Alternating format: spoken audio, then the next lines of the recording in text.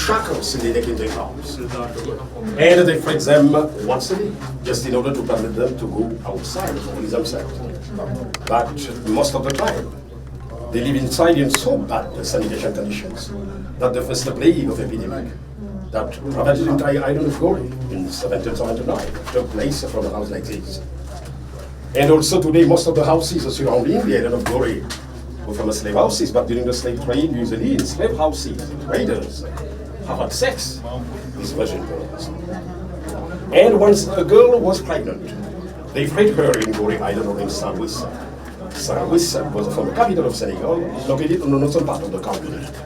So that is why in 1815, after the Viennese Congress, when Gorée and Saint-Louis was given back to France, many of the mulattoes became French citizens.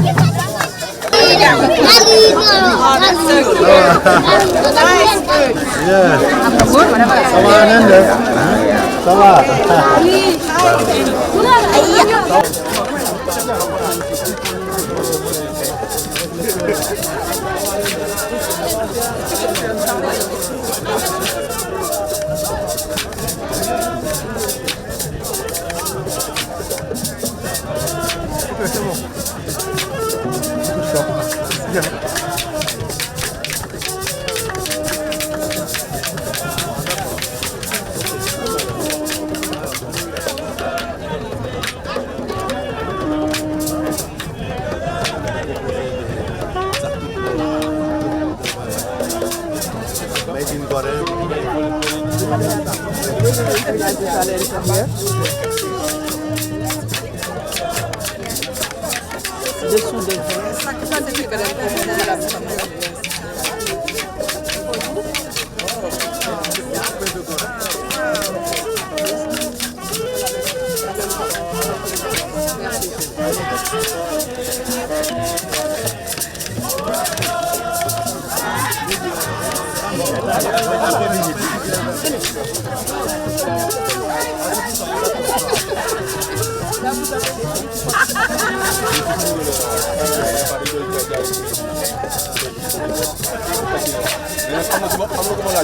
troisième femme.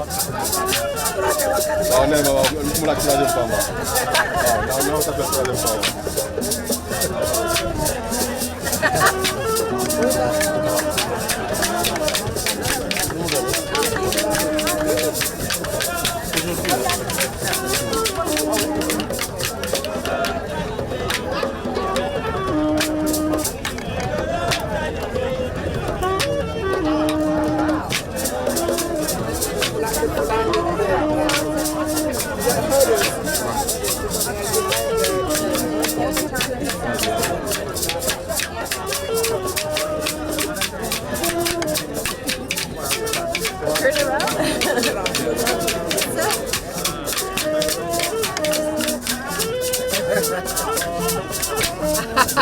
Exactly. So these are the herders. Okay. And still today, or it's more traditional? Okay. Ah, really? Okay. Thank you for welcoming us.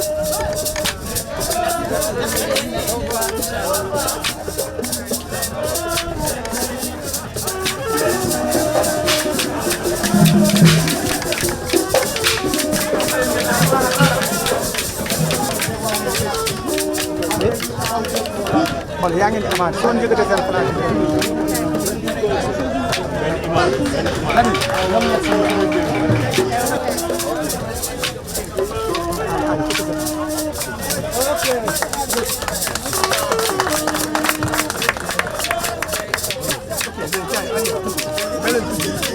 léegi nag soo ñu may ñu dugg ci da ngeen waroon may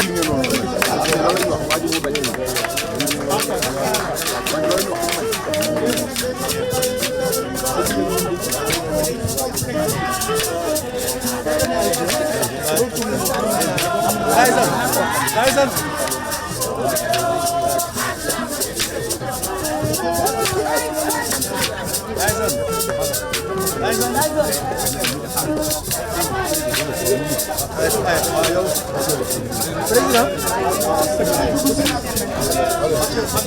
Mathieu, allez, viens là.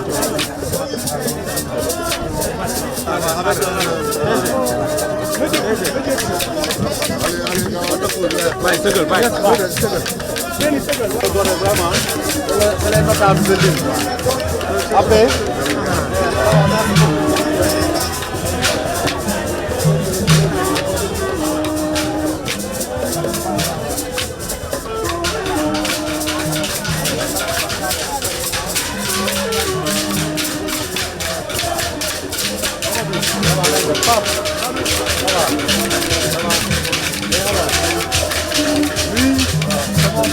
C'est un président de club, hein? À Dakar. Comment ça va être?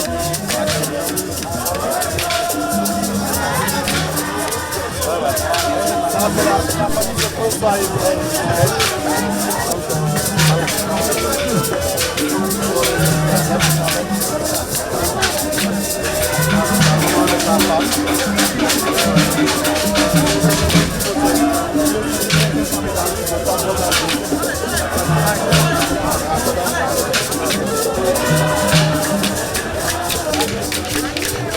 C'est bon, monsieur, c'est bon.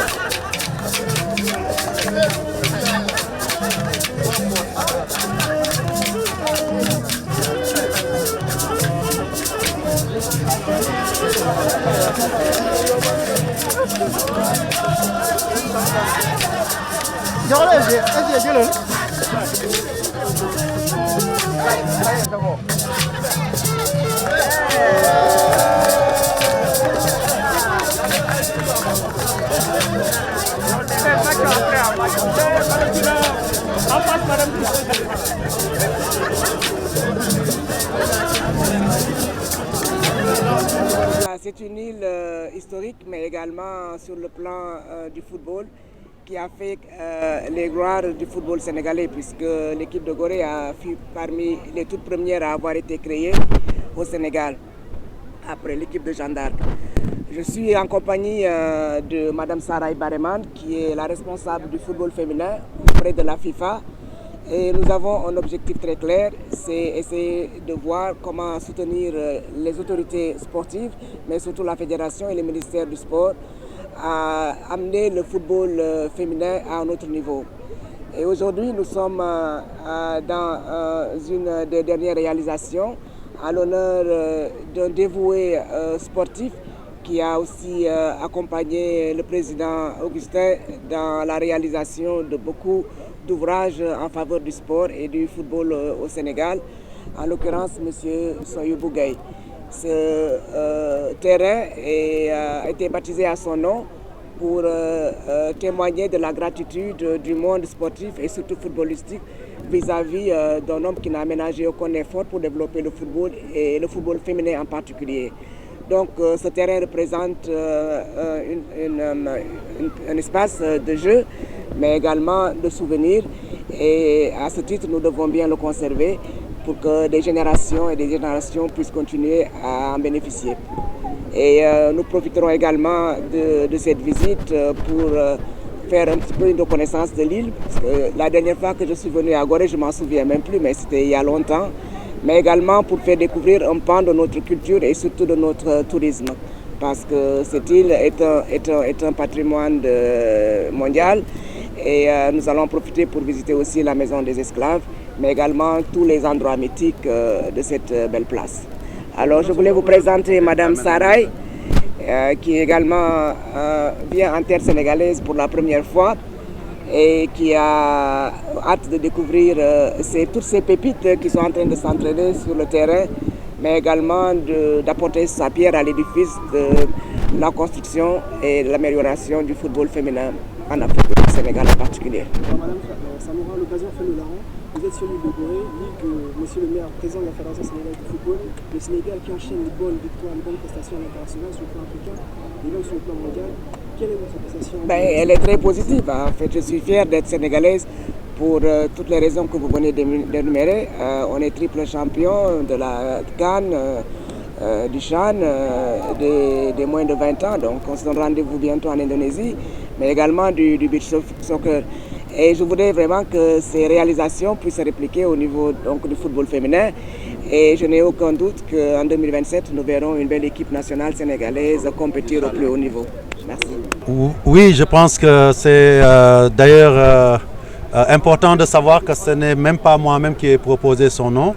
Dès que son décès est survenu, spontanément, toutes les populations de Gorée de tous âges ont dit « Ah non, non, non, le terrain qui était en chantier, on lui donnera le nom de Soyoubou Gaye en hommage à tout ce qu'il a pu faire d'abord pour la communauté goréenne. Soyoubou Gaye, c'était un homme multidimensionnel, un homme social qui était au cœur de Gorée, qui réglait beaucoup de problèmes, qui était au sein de la communauté un pilier, mais aussi ceux qui sont dans le milieu du football le connaissent comme étant une personne engagée, chevronnée, compétente, qui a beaucoup apporté au football sénégalais, parce qu'aujourd'hui on parle de la victoire des U20, mais on sait que c'était le compagnon fidèle de feu Joseph Koto. Ils ont fait toutes les campagnes en U17, en U20, en Nouvelle-Zélande déjà en 2015. Ensuite aussi, il était pour moi un conseiller spécial au niveau de la fédération. Et surtout, ne l'oublions pas, il a travaillé à contribuer au développement d'une équipe comme Dakar Sacré-Cœur, avec le président Mathieu Choupin qui est là à nos côtés. Ils ont réalisé beaucoup de belles choses avec l'équipe masculine d'abord. Et on le sait aussi, à l'occasion du déplacement de Mme Fatma Somora, dont on sait l'attachement pour le développement du football féminin, mais aussi de la chef de la division FIFA pour le football féminin. Soyoubou a contribué au développement du football féminin. Et d'ailleurs, un de ses derniers vœux avant de partir en août dernier, c'était de me dire il faut que j'aille à la Coupe d'Afrique féminine. Il a même failli rater la Tabaski à côté de ça, comme si c'était une volonté ferme avant de partir. Et tout ça, aujourd'hui, on voit que DSC en football féminin est première en championnat. Au sein de l'équipe nationale, il y a beaucoup de cadres de l'équipe qui sont de Dakar Sacré-Cœur, football féminin. Donc tout ça montre qu'il a joué un rôle important dans le football. Et lui rendre hommage, c'est perpétuer son œuvre et aussi le donner en exemple aux générations de dirigeants et dirigeantes, mais aussi aux jeunes.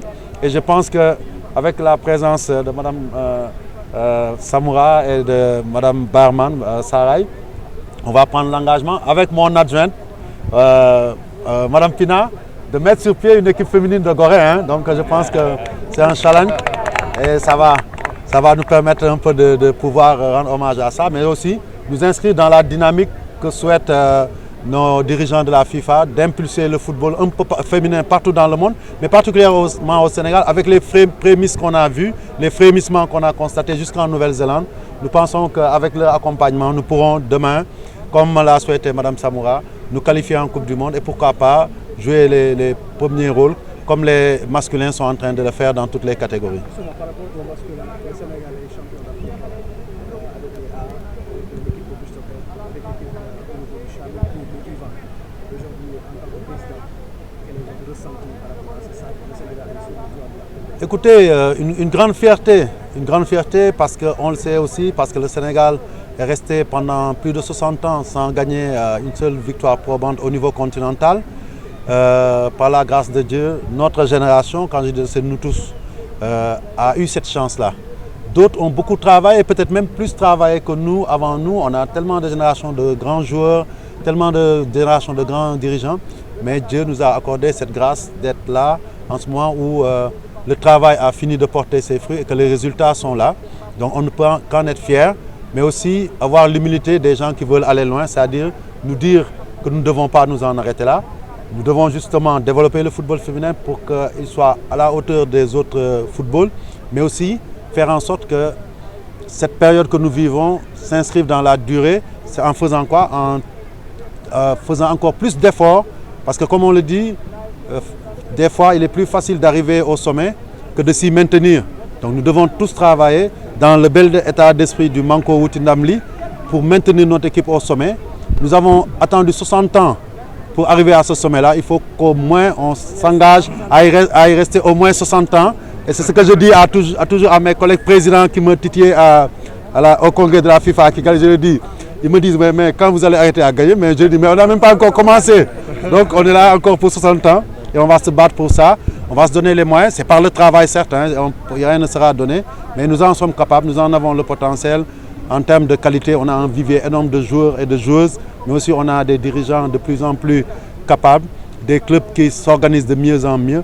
Il n'y a pas de raison d'espérer que cette période faste qu'on voit n'est pas qu'une embellie, c'est quelque chose qui va s'inscrire dans la durée, puisque nous sommes à l'ère où le football ne suffit plus seulement, le Sénégal ne suffit pas seulement de compter, mais ce sera un football qui gagnera, mais gagnera durablement.